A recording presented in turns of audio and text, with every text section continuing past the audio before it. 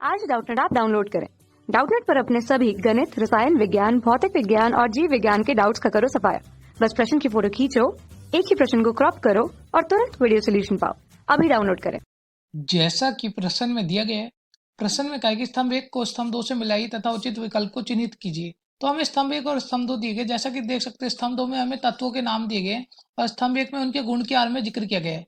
तो हमें स्तंभ 1 और स्तंभ 2 को सम्मिलित करना है। प्रश्न में हमें 4 विकल्प दिए गए, इनमें से कोई एक विकल्प सत्य है। तो आइए प्रश्न कॉल करते हैं।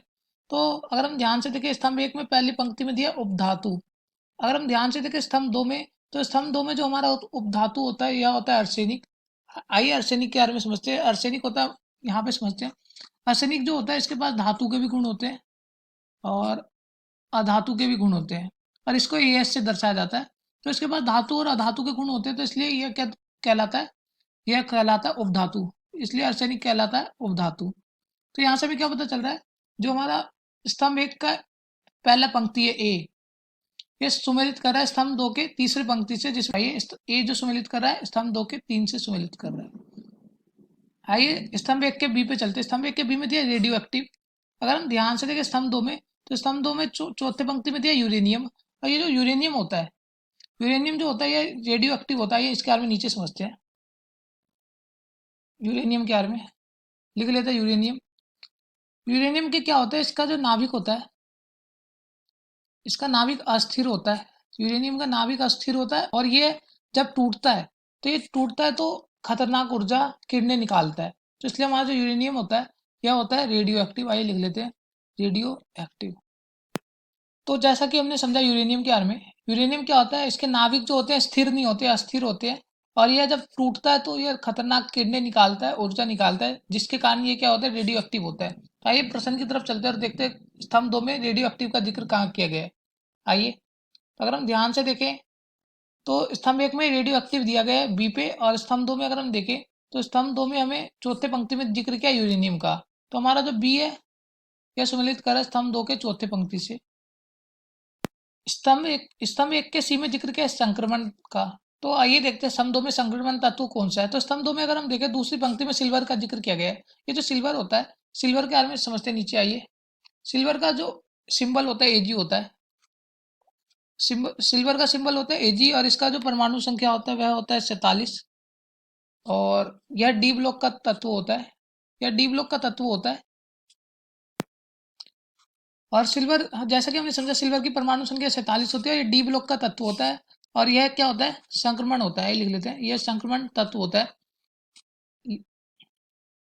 डी ब्लॉक के मुख्यतः कई सारे तत्व जो होते हैं, डी ब्लॉक के संक्रमण तत्व होते हैं, क्योंकि उनके पास क्या होते हैं, अयुग्मित इलेक्ट्रॉन होते हैं। तो हमारा सिल्वर क्या होता है, संक्रमण तत्व होता है। तो आइए प्रश्न की तरफ चलते हैं।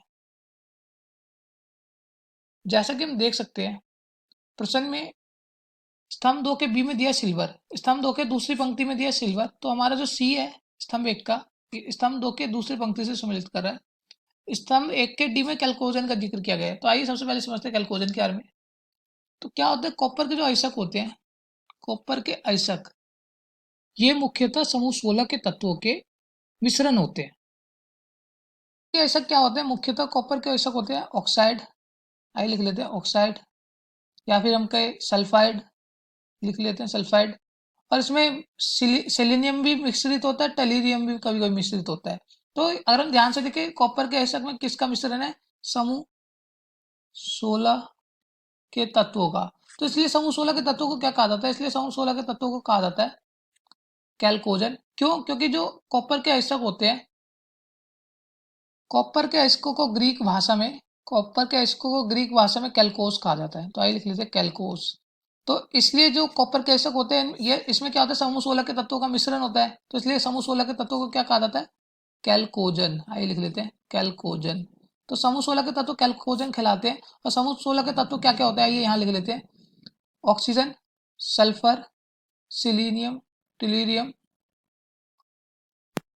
पोलोनियम, पीओ पोलोनियम, और अंत में एलवी लिवरमोरियम।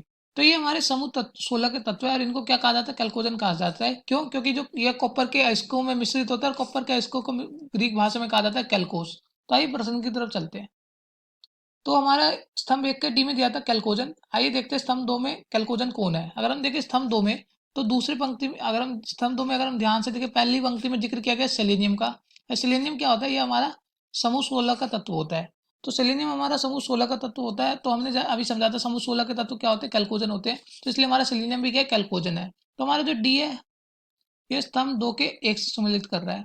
तो यही है हमारा उत्तर, जिसको हमने बक्से में डाल दिया। अब हम इसे सुमेलित करेंगे। आइए देखते हैं कौन से विकल्प से हमारा उत्तर सुमेलित कर रहा है। हमारा ए 3 से सुमेलित कर रहा था स्तंभ 2 के। तो आइए देखते हैं, पहले विकल्प में दिया है ए जो है 1 से सुमेलित करता है स्तंभ 2 के। तो पहला विकल्प गलत है, हमारा ए 3 से सुमेलित कर रहा था। दूसरे विकल्प में दिया ए 3 से सुमेलित कर रहा है, हमारा भी ए 3 से सुमेलित कर रहा है। बी 4 से सुमेलित कर रहा है, हमारा भी बी 4 से सुमेलित कर रहा है। सी 2 से सुमेलित कर रहा है दूसरे विकल्प में, हमारा भी सी 2 से सुमेलित कर रहा है। और डी 1 से सुमेलित कर रहा है दूसरे विकल्प में, हमारा भी डी 1 से सुमेलित कर रहा है। तो यहाँ से पता चलता है दूसरा विकल्प तो सही है। आइए अब तीसरे विकल्प में चलते हैं। तीसरे विकल्प में दिया ए 4 से सुमेलित कर रहा है, तो तीसरा विकल्प गलत है। क्यों? क्योंकि हमारा ए तो 3 से सुमेलित कर रहा था। आइए अब चौथे विकल्प में चलते हैं। चौथे विकल्प में दिया ए 2 से सुमेलित कर रहा है, तो चौथा विकल्प भी गलत है। क्यों? क्योंकि हमारा ए तो 3 से सुमेलित कर रहा था।